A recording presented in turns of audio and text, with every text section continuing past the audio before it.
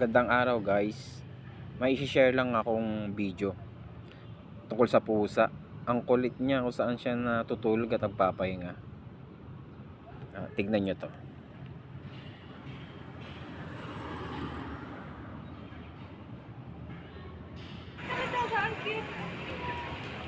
Ang galit ko. Mas masungit to, lalaki. May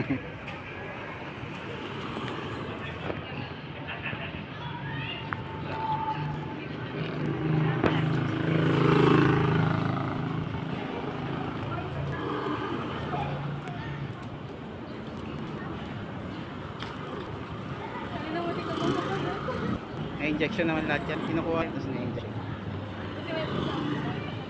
Allowed sila. Ang kulit din nasa menu.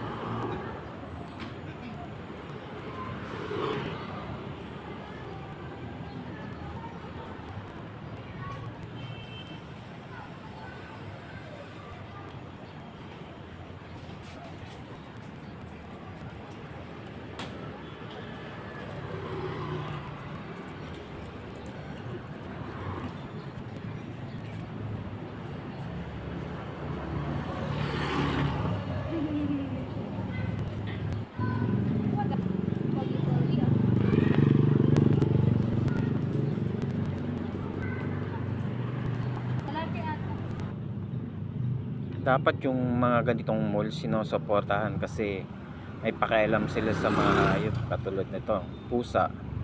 Alam ko aso rin eh. Kaya siguro yung may-ari nito cat lover. Kaya ganoon na lang yung pag-aalaga nila sa mga pusa. Libre ang pagkain ito araw-araw sa tingin ko.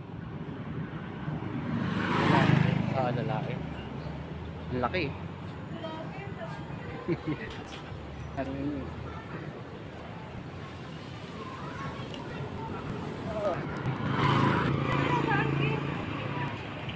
Ang galit eh.